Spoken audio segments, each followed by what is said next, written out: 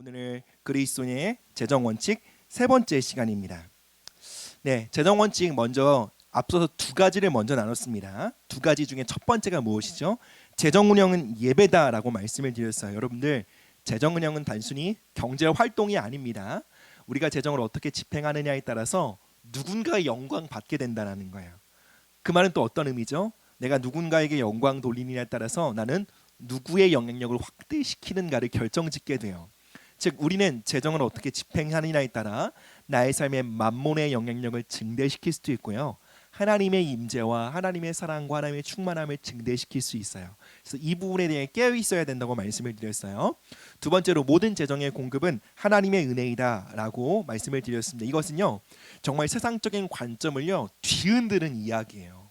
여러분 보세요. 내가 수고하고 일한 대가로 받는 월급을 다 내 수고와 내 정당한 보상으로 여기지 하나님의 은혜로 받지 않다라는 것이죠. 하나님의 은혜로 여기지 않습니다.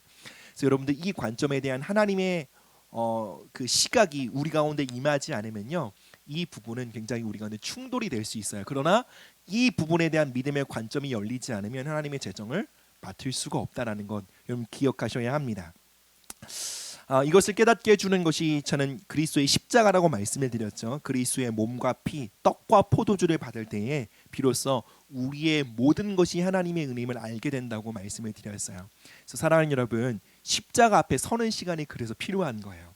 기도와 말씀과 예배의 시간, 단순히 종교적인 행사가 아니라 내가 십자가 앞에 서는 시간이에요. 여러분들 아무런 논리와 이론들 필요 없어요. 십자가 앞에 서면 우리의 모든 자랑이 죽게 돼요. 내 수고와 열심에 대해서 자랑할 것이 없음을요 직감하게 돼요. 그리고 내가 오늘도 숨붙이고 살아가는 게 하나님의 은혜라는 걸 깨닫게 돼요. 그래서 모든 영광 하나님께 올려드리게 되죠. 여러분들 축복합니다. 십자가 앞에 직면하게 되어지는 놀라운 은혜와 은총들이 여러분의 삶에 증가되어지기를 축복합니다. 네, 이어서 오늘의 말씀 나누도록 하겠습니다. 먼저 말씀 한번 볼까요? 마태복음 25장 21절 말씀인데요. 함께 보겠습니다. 시작.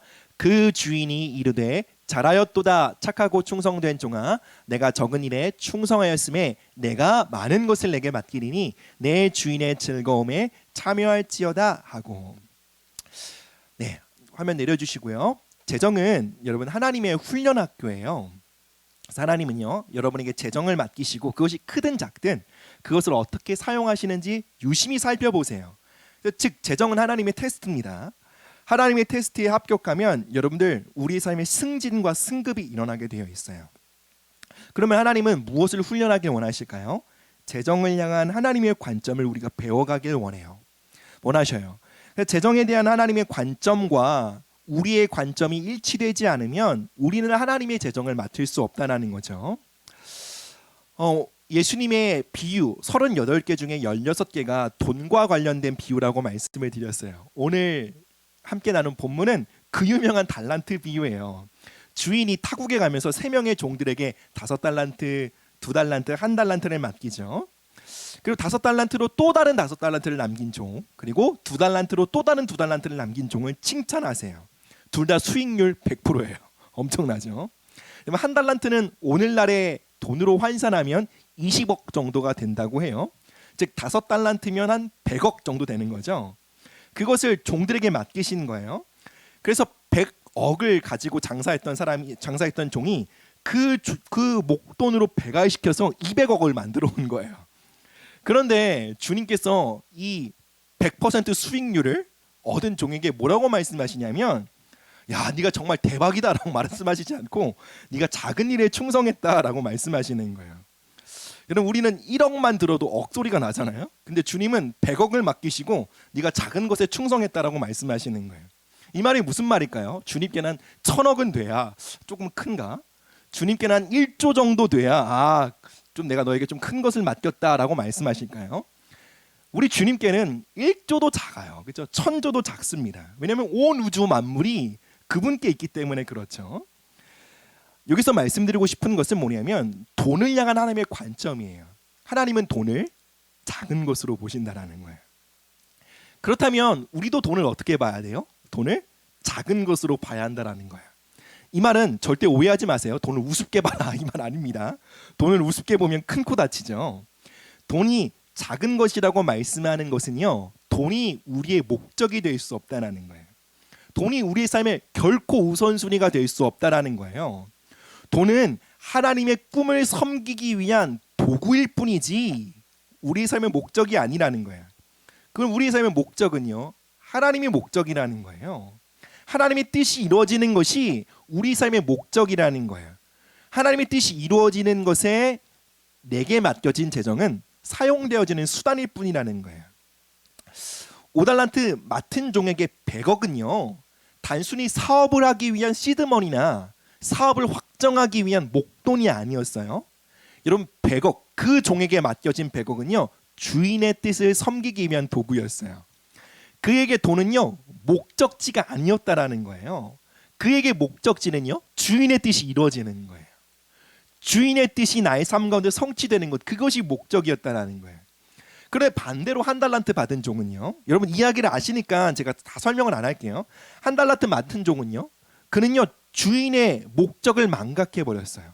그러니까 돈 자체가 목적이었고 그 돈에 압도당해요. 그러니 돈이 목적이니까 그것을 지킬 생각밖에 못하게 된 거예요. 주인의 뜻과 주인의 신실함 다 망각하게 된 거예요. 나의 삶을 향한 주인의 지지, 주인의 후원, 주인의 호의, 아무것도 보이지 않게 된 거예요. 그에게 1달란트, 즉 20억은요 감당할 수 없을 정도로의 큰 돈이었던 거예요. 이렇게 돈 자체를 목적으로 삼고 살아왔던 종을 향해 주인이 이렇게 책망합니다. 마태복음 25장 26절이에요. 함께 보실까요? 그 주인이 대답하여 이르되, 뭐라고요? 악하고 게으른 종아. 세게 책망하시죠. 여러분, 주인은 그 종을 향해 악하고 게으른 종이라 책망했어요. 어리석고 미련하고 게으르다라고 말씀하지 않고요, 악하고 게으르다고 말씀하셨어요. 저는 이 책망이 너무 센 거 아닌가라고 생각했었어요. 그 종이 좀 어리석고 미련하고 게으른 것은 맞는데, 아니 자비롭고 은혜로우신 주님이 이렇게 세게 말씀하셨어야 했나, 악하다라고 책망하셨어야 했나 라고 느꼈었어요. 근데 이 본문을 잘 보면요, 주인이 그 종을 향해 악하다라고 말했던 이 헬라어 푸네로스라는 단어를 보면 너는 힘들고 고되다라고 라는 뜻이에요. 즉 쉬고 놀고 먹고 하다라고 말하는 것이 아니라 너의 인생이 지금 힘들고 고되다라고 말씀하고 있는 거예요. 왜 힘들고 고되냐면 어떠한 세력에 의해 억압되어 있고 포갑당하고 있고 종되어 있기 때문에 힘들고 고된 상태에 있다라는 말씀을 헬라어로는 포네로스라고 말하는 거예요. 즉 주인이 지적하고 있는 것이 뭐예요? 너는 지금 무언가에 사로잡혀 있다. 너는 지금 어떠한 세력에 종되어 있다. 그렇게 너는 나의 종이 될 수 없다. 너는 나를 섬기는 자가 될 수 없다. 여기서 또한 게으르다라는 책망은 아무것도 안 하고 놀고 먹는다는 책망이 아니에요. 지연시키다라는 뜻이에요. 즉 다른 주인을 섬기느라 참 주인의 뜻을 이루는 일을 계속 미루고 지연시키고 있음에 대해 주인은 책망하고 있는 거예요. 즉 주인은요 1달란트 받은 종이 아무것도 하고 있지 않음을 책망하는 것이 아니에요. 정확히 넌 지금 다른 주인을 섬기고 있어 라고 책망하신 거예요. 여러분, 그가요 1달란트 맡은 종이요 얼마나 마음으로부터 주인과 떨어져 있는지를 그의 언어가 담아내고 있어요. 한번 마태복음 25장 24절을 볼게요.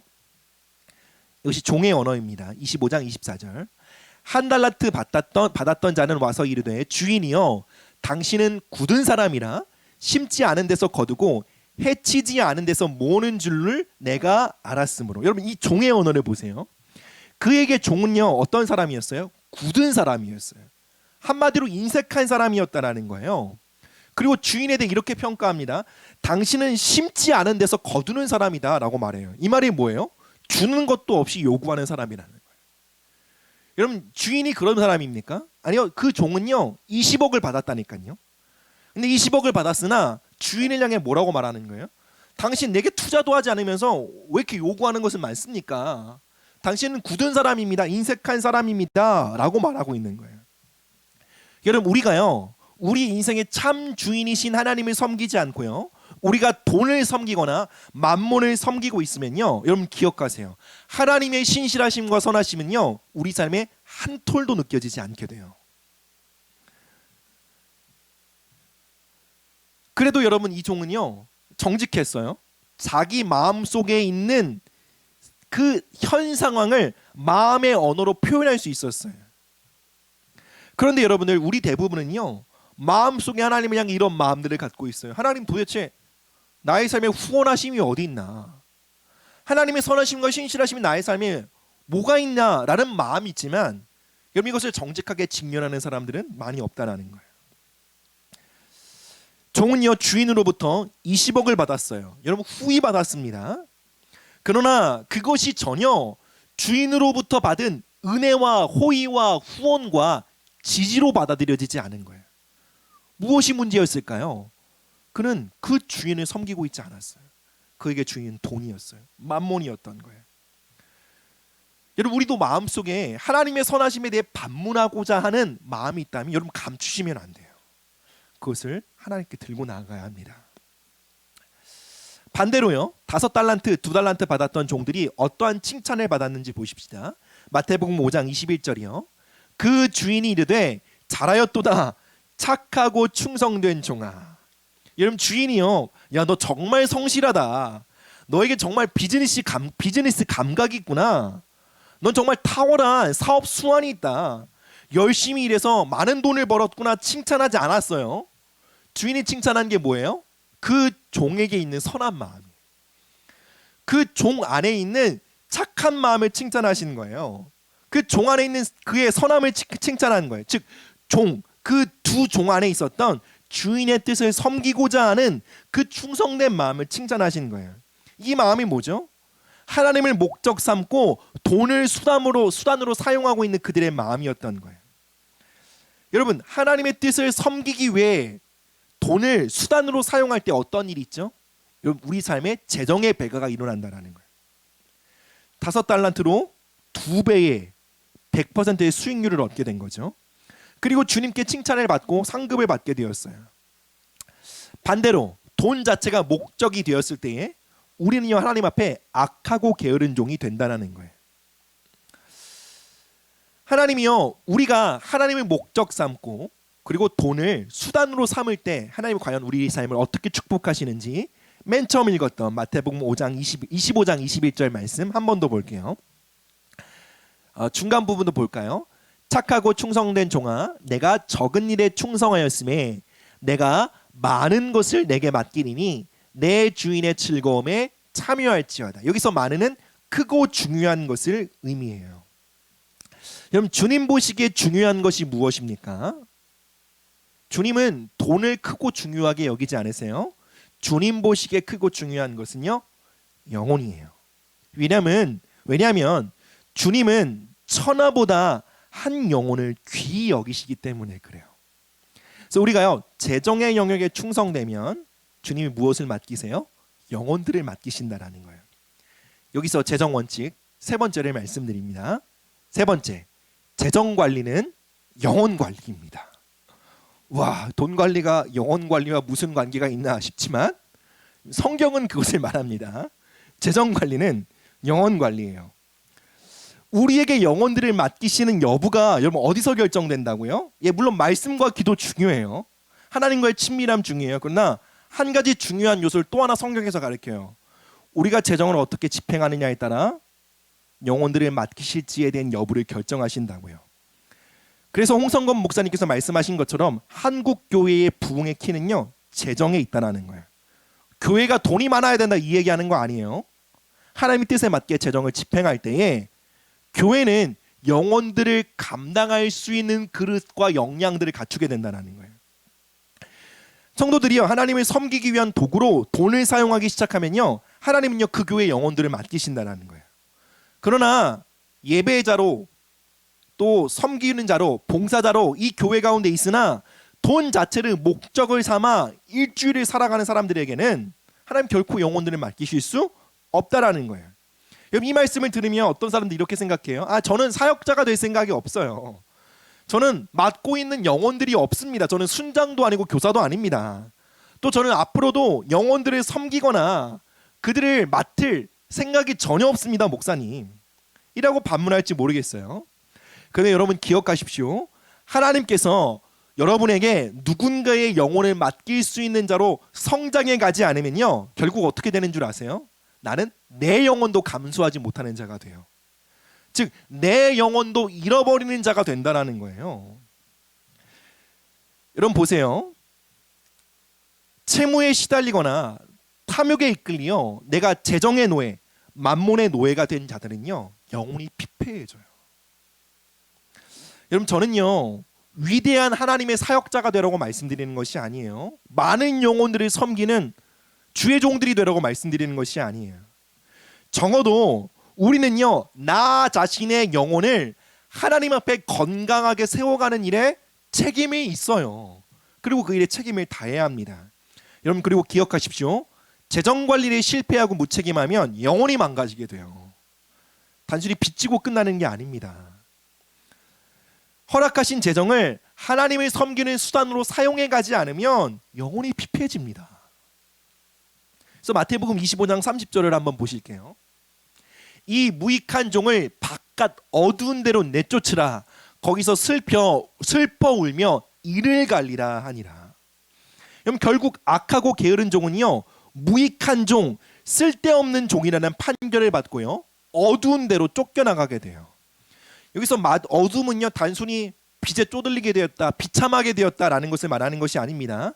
이 신약에서 이 어둠이란 단어는요, 그리스도와 단절된 삶을 말해요. 더 나아가 지옥을 뜻하기도 해요. 우리가 재정을요, 하나님의 관점으로 바라보고 집행하지 않으면 어떻게 된다고요? 그리스도와 단절된 삶을 살아간다고요. 그리고 이 말을 또 과감히 말하기가 좀 두려운데, 이 단어는 정확히 지옥을 의미하기도 해요. 이 경고는요, 오늘날 성도들이요, 경각심을 갖고 들어야 할 주님의 엄중한 말씀이에요. 재정 관리에 신실하지 못한 자들에게는 하나님 영혼을 맡기시지 않는다라는 거예요. 즉 나에게 영혼을 섬길 수 있는 능력, 영혼을 널처링 할 수 있는 능력, 영혼을 세울 수 있는 그 책임과 권세와 능력을 주지 않으신다라는 거예요.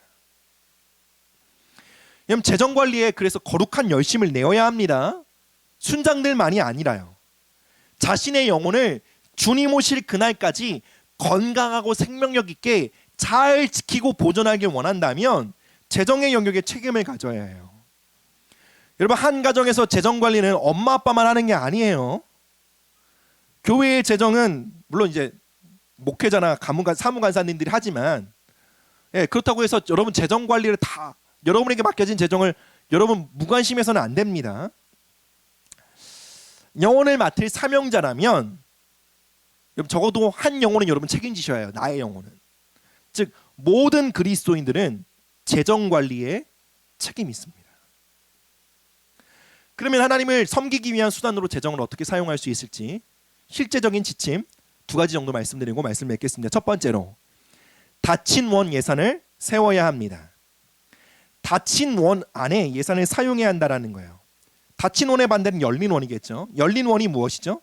수입 규모에 따라 막 재정 지출이 확대되기도 하고 축소되기도 하는 거예요. 즉 재정의 바운더리가 전혀 없는 상태예요. 닫힌 원은요, 수입에 의해 적절하게 지출에 대한 바운더리와 한계선을 명확히 하는 거예요. 이 선을 결코 넘어가지 않을 거야. 한계선을 명확히 하는 거예요. 여기서 학생들이 계실 거예요. 즉 용돈을 타시는 분들. 학생들 중에 이런 분들이 계시다면 여러분 돌이키셔야 돼요. 뭐냐면 필요할 때마다 돈을 타서 쓰는 이러한 패턴으로 살아가면 큰 용돈이 들어오잖아요. 그럼 제멋대로 쓰게 돼요. 그리고 여러분 부모님과의 관계가 건강하게 성장할 수가 없어요.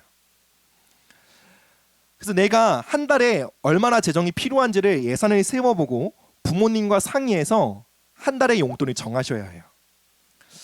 그러니까 막 부모님께 용돈 받는 것이 미안하니까 정말로 막 마지못해 필요할 때만 막 교과서 사야 되고 막 그럴 때만 타서 쓰면 안 된다고요.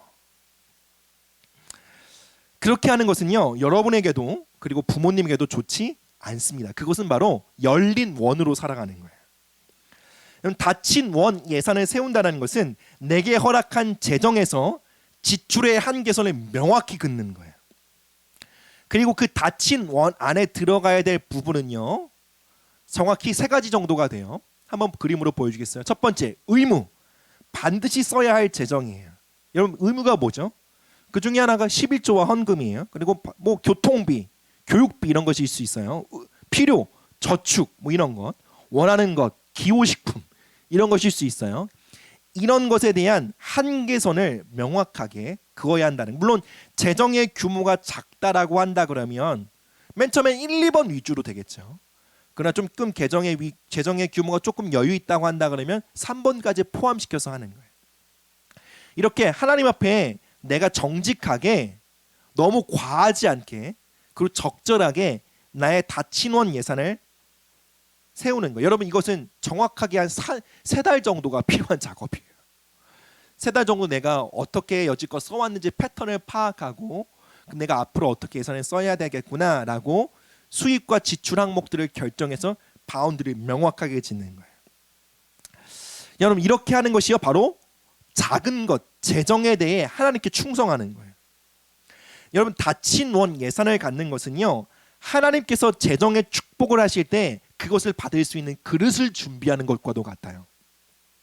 여러분, 우리는 이런 마음 가질 때가 있어요. 기왕이면 재정은 많았으면 좋겠다. 재정은 여유가 있으면 있었으면 좋겠다. 이런 마음은요, 결코 이런 열린 재정, 열린 예산의 마음은요, 하나님의 재정을 결코 받을 수 있는 그릇이 없는 마음이에요. 여러분, 이런 마음으로 살아간다면 여러분 기억하십시오. 하나님 결코 여러분의 재정을 축복하시지 않으실 거예요. 그리고 그런 마음으로 살아가면 하나님은 여러분에게 영혼을 맡기시지 않을 거예요. 여러분, 우리가요 닫힌 예산, 즉 재정의 바운드를 명확하게 딱 정하고요, 이 안에서 내가 한계선 안에 살아가면요, 어느 순간 그 이상으로 공급되는 때가 반드시 와요. 그리고 그때 내 한계선을 넘어가는 넘침의 재정이 있을 때에 우린 비로소 하나님이 원하시는 구체적인 용도로 그 재정을 사용할 수 있는 권한을 얻게 되는 거예요. 즉 뭐냐면 비로소 하나님의 뜻에 맞게 집행할 수 있는 내 마음에 하나님의 음성과 지도를 받을 수 있는 스페이스가 생기는 거예요. 제가 어느덧 이 광염드림교회에서 제일 이걸 뭐라 해야 되나? 제일 짬이 높아졌어요. 그러다 보니까 뭐 하는 건 많지 않지만 교육부서 총괄이라는 위치에 있어요. 그래서 교육부서 예산을 전체 집행하는 데 있어서는요, 저와 오 목사님이 상의해서 집행해요. 교육부서의 지침, 오 목사님의 관점은 그 교육부서의 일이라고 한다 그러면 최선을 다해 재정을 지원하다라는 관점을 갖고 계셔요. 근데 그렇다고 해서 부서에서 다음 달에 한 예산이 필요해요. 그럼 얼마가 필요하십니까? 한 50만 원 정도 필요할 것 같아요. 라고 말씀하시면 제가 다시 정중하게 말씀드려요. 그렇게 재정을 요청하시면 교회가 최선을 다해 재정을 지원하겠지만 왜 50만 원이 필요한지 예산을 세워서 갖고 와 주십시오. 그렇게 예산을 짜서 가져오시면 그 예산을 함께 목사님과 상의해서 집행해 드리겠다고 말씀을 드립니다. 어떨 때는요, 막 예산을 요청하는 것이 막 미안해하면서 이렇게 말씀하시는 분들도 계셔요. 그냥 교회에서 허락되는 만큼만 주셨으면 좋겠어요. 막 이렇게 말씀하기도 해요. 제가 말씀드리죠. 그렇게 못 드린다고. 그러니까 안 드리겠다는 말이 아니라 세워오시라고 계획을. 그래서 연말이 되면요, 물론 지금 2년간 코로나 어떤 시즌이었기 때문에 예산 집행과 예산 계획대로 진행된 바가 많이 없지만 교육부서 1년 예산을 짜오라고 말씀을 드려요. 부서 사역자들에게. 그리고 그것만큼 재정을 집행했다고 한계를 짓는 건 아니에요. 근데 예산을 짠다라는 것은요, 그 이상을 받을 수 있는 준비를 하는 거예요. 네, 많은 목회자들이요 실제로 재정에 대해 무관심한 것이 미덕이라고 생각하는 교회가 많습니다. 사역자들은 말씀과 기도에만 집중해야지 뭐 이렇게 말씀하시는 교회들도 있어요. 물론 사역자들이 재정에 관련된 어떤 업무들을 하지 않고 말씀과 기도에만 집중할 수 있는 환경은 매우 감사하고 축복된 일이에요. 그러나 이러한 환경 속에 목회자가 먼저 자신에게 맡겨진 재정 운영에 대해 무책임하거나 무관심한 것은요, 그것은 정말로 큰 손실이라는 거예요. 사는 여러분 재정에 충성하셔야 합니다. 네, 그리고 그 충성할 수 있는 길은요, 여러분의 예산에 닫힌 문, 한계선을 짓는 거예요. 그리고 여러분 이것은요, 하나님께 더 큰 것을 받을 수 있는 그릇이에요. 누가복음 6장 12절 말씀입니다. 누가복음 6장 12절 말씀 없나요? 없구나. 너희가 만일 남의 것에 충성하지 아니하면 누가 너희의 것을 너희에게 주겠느냐? 남의 것에 충성하지 않으면 누가 너희 것을 너희에게 주겠느냐? 두 번째 실질적인 지침입니다. 두 번째로는요, 남의 것에 충성하는 거예요. 성경은요, 우리가 남의 것에 충성할 때 너의 것, 즉 내 것을 주시기 전에 먼저 남의 것을 어떻게 관리하시는지 지켜보신다는 거예요.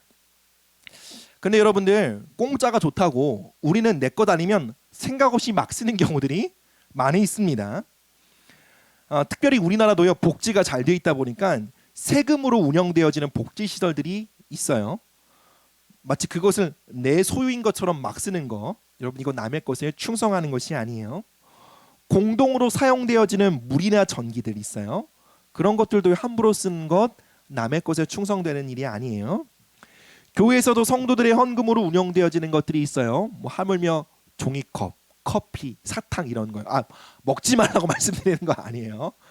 그것 또한 내가 충성된 마음으로 사용하셔야 된다는 거예요. 여러분 엘리베이터 사용한다고 해서 여러분이 전기세 내는 건 아니죠. 근데 내가 젊고 걸어 다닐 수 있으니까 저층은 걸어 다니는 거예요.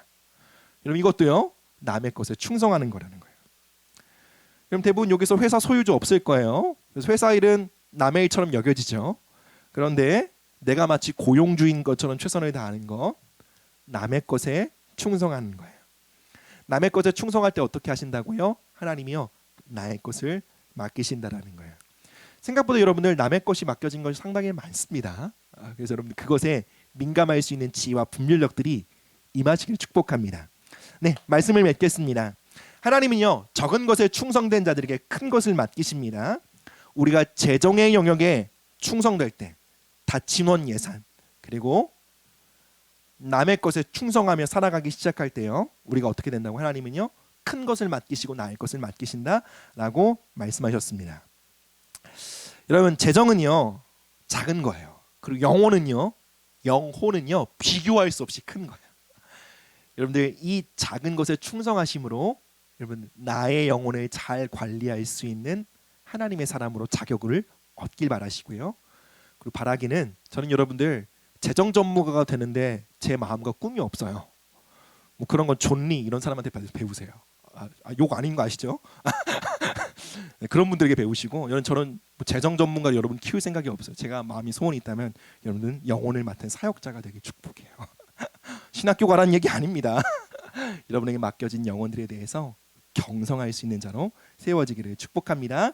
함께 찬양하며 나가도록 하겠습니다. 주님 말씀하시면, 하나님 내게 맡기신 재정, 그 적은 것에 충성된 자가 되길 원합니다. 주님, 돈을 목적으로 삼고 있었던 우리의 불충을 용서하여 주십시오. 우리의 악하고 게으른 마음을 용서하여 주십시오. 우리의 목적은 하나님이십니다. 우리의 비전과 꿈은 하나님의 꿈을 이루어드리는 것입니다. 그 일에 나의 삶을 헌신하길 원합니다. 그의 삶에 나의 재정이 쓰임받길 원합니다. 주님, 그리하여 주님이 나에게 영혼을 맡기실 때에 그 영혼을 감당하는 자가 되길 원합니다. 여러분 영혼을 붙여주실 때 그 영혼을 감당할 수 없는 건요, 여러분 정말 세상 비참합니다. 하나님 여러분에게 자녀를 붙여주셨어요. 사랑하는 아내를 붙여주셨어요. 그 아내를 섬길 능력이 없어요. 그 남편을 섬길 수 있는 능력이 없어요. 자녀들의 영혼을 경성할 수 있는 능력이 내게 없을 때 여러분 그 비참함은요 정말 말도 할 수 없는 고통입니다. 하나님, 내가 그 비참한 자리에 서지 않게 하여 주시고, 주님이 영혼들을 맡기실 때에 그 영혼들을 맡길 수 있는 자로 준비되어 수 있도록 주님 나에게 충성을 가르쳐 주시옵소서. 주님 맡은 바 재정에 대해 하나님의 지혜와 하나님의 인도하심을 받도록 우리를 가르쳐 주시옵소서. 우리 함께 기도하며 나가도록 하겠습니다. 예 주님,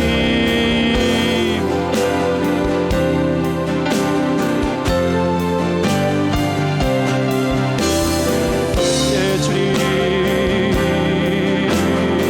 하나님 우리를 가르쳐 주시길 간절히 기도합니다.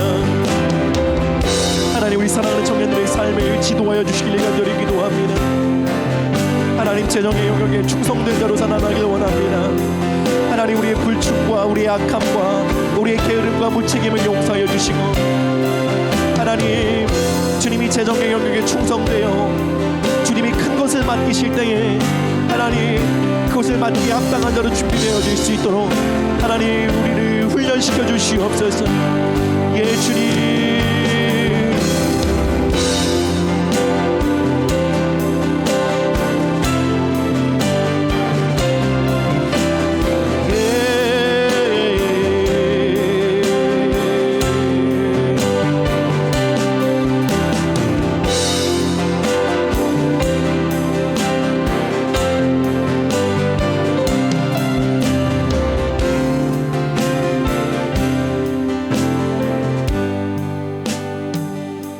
여러분 이 시간 하루에 한 가지만 더 기도하길 원합니다. 여러분 이 시간 이 질문이 여러분의 마음에 비추는 빛이 되길 원합니다. 여러분 하나님 여러분에게 인색한 분이십니까? 후회 주시는 분이십니까? 여러분의 삶을 책임지시는 분이십니까? 아니면 여러분의 삶을 방치하시는 분이십니까? 나의 삶에 심은 것은 없으시면서 요구하시는 분으로 여기십니까? 아니면 아낌없이 후원하고 지지하시는 분이십니까? 여러분 이 질문 앞에 여러분의 마음이 비춰지길 원합니다. 여러분 여러분의 마음속에 고통이 있다면 감추지 마십시오. 하나님의 목적은 그것을 부끄럽게 하고 그것을 책망하시려는 것이 아니라 그것을 들어올려 고치시려는 것이 하나님의 목적이에요. 이제 고백하십시다. 혹시 하나님의 인색한 분으로 여기셨다면, 하나님 나의 삶에 멀리 계신 분으로 여기셨다면 여러분 주님 앞에 그 마음을 올려드리세요. 그리고 혹시 여러분들 내가 입술로는 주님을 주인으로 고백하지만 혹시 여러분의 삶에 다른 주인을 섬기고 있었진 않았는지, 예, 그 주인은 인색할 거예요. 예, 그 주인은 여러분의 삶에 신실하지 못할 거예요. 그래서 그 주인의 임재로 말미암아 혹시 하나님을 오해하고 있지 않습니까? 여러분 인색한 주인의 통치를 받고 있습니까? 아니면 선하고 후히 주시는 주인의 통치를 받고 있습니까? 이 시간 이 질문 앞에 여러분 우리의 마음속에 있는 어둠, 고통, 아픔, 질문과 반문과 의심 어떤 것이든 좋습니다. 우리의 참주이신 그리고 자비롭고 은혜로우신 우리 주님 앞에 그 마음을 올려드리며, 하나님 내가 선하신 주님, 나의 참주인이신 주님을 섬기길 원합니다. 우리 한 번 더 마지막으로 기도하며 나가도록 하겠습니다.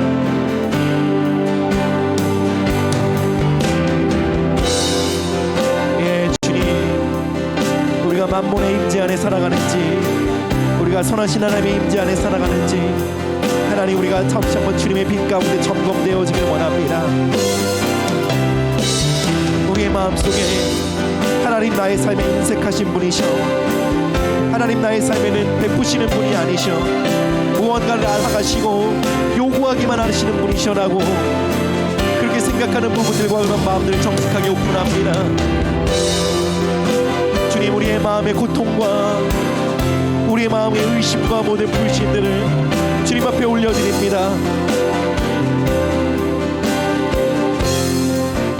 예 주님, 그리고 주님 앞에 잘못된 주인을 섬기고 있었음으로 인하여 회개하며 나아갑니다. 이제 주님 나의 인생의 참 주인이신 하나님을 섬기길 원합니다. 예 주님, 오 주님, 선하신 주님, 후히 베푸시고 공급하시는 주님, 예, 그 주님을 섬기길 원합니다.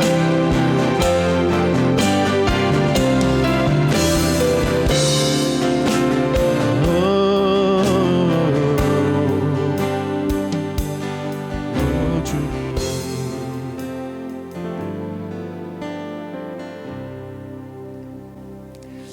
사랑의 하나님 아버지, 참으로 감사합니다. 주님, 우리에게 그토록 큰 하나님의 비전, 그토록 영광스러운 하나님의 뜻, 천하보다 귀한 한 영혼을 맡기시기 위하여 우리를 준비시키시고 우리를 훈련시키시며 우리를 가르치시고 우리를 인도해 가심으로 인해 감사와 찬양을 드립니다. 하나님, 우리에게 맡기신 그 재정의 영역에 우리가 충성됨으로 주님, 우리가 한 영혼을 맡을 수 있는 자가 되어지길 원합니다. 한 영혼을 사랑하며 한 영혼을 서포트하며 한 영혼을 널처링하며 한 영혼을 세워가며 한 영혼을 품으며 한 영혼을 위해 나의 전부를 드릴 수 있는 그 주님의 종으로 준비되어질 수 있도록 주님, 사랑하는 청년들의 삶을 축복해 주시기를 기도합니다. 주님, 이들이 그 주님의 놀라운 비전과 우리 각자의 삶을 향해 갖고 계신 그 하나님의 거룩한 꿈을 향해 눈을 뜨게 하시고 그 꿈과 그 비전 앞에 우리에게 맡기신 재정의 영역을 잘 관리하고자 하는 충성된 마음과 거룩한 마음과 거룩한 열정을 회복시켜 주시옵소서. 계속해서 청년들의 삶 가운데 재정의 영역을 향한 하나님의 세밀한 지도하심과 가르치심과 인도하심이 있기를 주님의 이름으로 기도합니다. 주님, 우리 사랑하는 청년들의 삶을 받아 주시옵소서. 이들의 삶을 통해 하나님 영광 받아 주시옵소서. 하나님의 뜻을 이루어드리는 아름다운 도구가 통로가 되게 하여 주십시오. 영혼을 맡을 수 있는 주의 종이 되게 하여 주십시오. 감사드립니다. 이 모든 말씀 사랑이 많으신 예수님의 이름으로 기도드립니다. 아멘. 감사합니다.